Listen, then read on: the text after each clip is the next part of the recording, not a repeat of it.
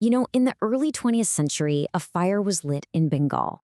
And it started not with guns, but with gymnasiums and philosophy. Kind of strange, right? But it would soon just explode into a wave of assassinations and conspiracies that shook the British Raj to its very core. So in this explainer, and if you're a UPSC aspirant, you're going to want to pay close attention, we'll break down the rise of Bengal's revolutionaries, from their ideological roots all the way to the infamous Alipore bomb case, to give you the critical insights you really need. All right, so here's our roadmap. We're going to tackle this in 6 parts. First, we'll plant the seeds of revolution. Then, we'll watch things take a radical turn. After that, we'll look at the actual tools they used. From there, it's the pivotal Kingsford attempt, which leads right into the Alipore Conspiracy Case. And finally, we'll ask, could the British ever really put out this unextinguished flame? Let's get into it. Okay, let's start right at the beginning. The story of this violent uprising begins in a surprisingly peaceful place. We're talking 1902, in Calcutta, and a secret society is taking shape, but probably not in the way you're imagining. This was the Anushilan Samiti, founded by a barrister named Pramatanath Mitra. And here's the kicker. Its initial purpose had nothing to do with political agitation. Nope. It actually started as a gymnasium, an akhara, with a really simple goal: to build the physical and moral character of young Bengalis through some pretty tough training in laddie and swordplay. So where did this idea come from? Well, the group's entire philosophy was basically lifted from the pages of the writer Bankim Chandra Chatterjee. The name itself, Anushilan, means practice or discipline, and it comes straight from his thinking. The core belief was that a weak people could never achieve national liberation. First, you had to rebuild the individual, physically, mentally, and spiritually. Honestly, this philosophical foundation is absolutely critical to understanding everything that's about to happen. So, for a couple of years, this focus on self-development just ticked along, but then a single political act by the British government completely shattered the peace within the Samiti, pushing a really powerful faction towards a much more violent and radical path. And that catalyst, Lord Curzon's partition of Bengal in 1905. Now, the mainstream nationalist response was the Swadeshi and boycott movement. Promote Indian goods, boycott British stuff. But for a lot of the young, impatient members of the Samiti, this just felt way too slow, too passive. They were just filled with this deep frustration for moderate tactics and started demanding direct, forceful action. And this clash of ideas created a huge split. On one side, you have the founder, P. Mitra, urging caution, saying, let's keep focusing on training. But on the other side, a more radical group formed around the fiery Barindra Kumar Ghosh, who was the younger brother of the famous Aurobindo Ghosh. They weren't willing to wait. They wanted an immediate, violent struggle. For all you UPSC aspirants, this internal split is a critical turning point you have got to remember. So, with all this new radical energy, how did this splinter group, which became known as Jugantar, actually plan to operate? Well, they didn't just rush in blindly. Oh no. They developed a remarkably clear, 3-pronged strategy for the revolution. And this strategy, as you can see, shows just how methodical they were. Step 1. Ideology. Use propaganda, create a revolutionary mood, and get people on your side. Step 2. Funding. A revolution isn't cheap, right? So they planned to conduct dacoities, basically political robberies, to fund their operations. And step 3. Weaponry. With mines won and money in the bank, the final step was to get the modern tools of war, especially bomb-making technology, to really take the fight to the enemy. Their first and most important weapon was all about ideas. Their weekly newspaper, Jugantar, which means New Era, became their main voice, openly slamming British rule. And this was backed up by some really powerful literature.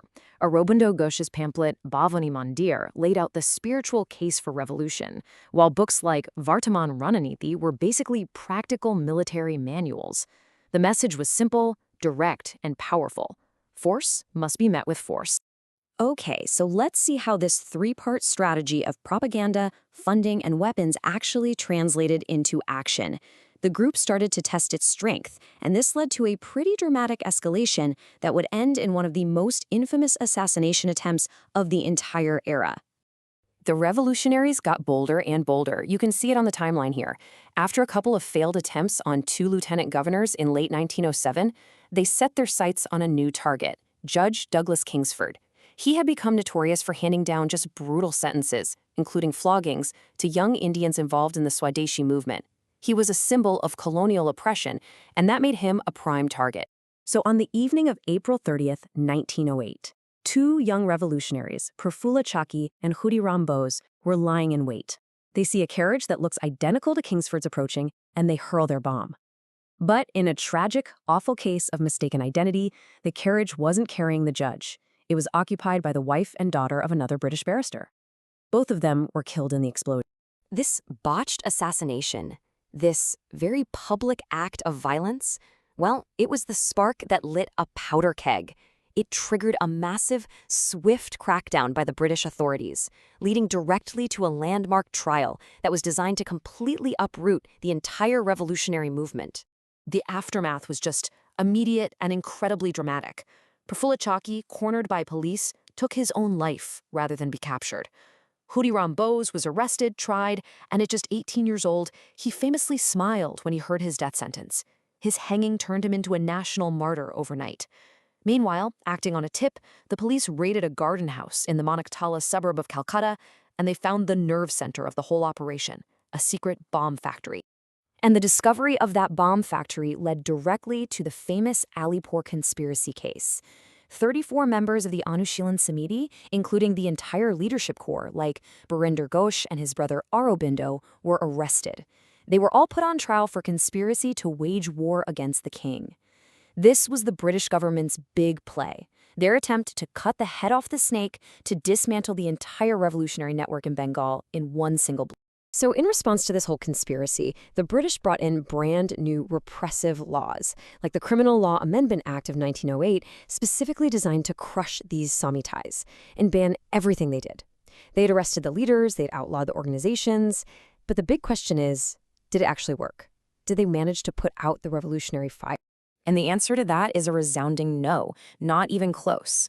While the Kolkata-based Jugantar Group was definitely weakened by all the arrests, the revolutionary spirit was nowhere near broken. The movement just decentralized. Other branches, especially the highly organized Dhaka Anushilan Samiti under Pulin Bihari Das, became even more active, carrying that torch of revolution forward. And you don't have to take my word for it. The evidence comes straight from the British government's own files. According to their Rowlatt Committee report, which was put together to assess political terrorism, between 1906 and 1917, revolutionaries in Bengal carried out 110 dacoities, or political robberies, and were responsible for the murders of 60 government officials, informants, and police officers. I mean, this official data proves that far from being crushed by the Alipore case, the revolutionary movement in Bengal remained a potent, deadly threat to the British Raj for more than a decade after. So, this leaves us with one final crucial question for you to think about. The Alipore case failed to crush the revolution. In a lot of ways, it actually turned it into a legend. The trial, the sacrifice of young men like Khudiram Bose, it created martyrs and inspired a whole generation far beyond just Bengal. So the real question to ponder is this: how did this revolutionary fire, forged in the gyms of Calcutta, ultimately help ignite the much, much larger flame of freedom across the entire Indian subcontinent?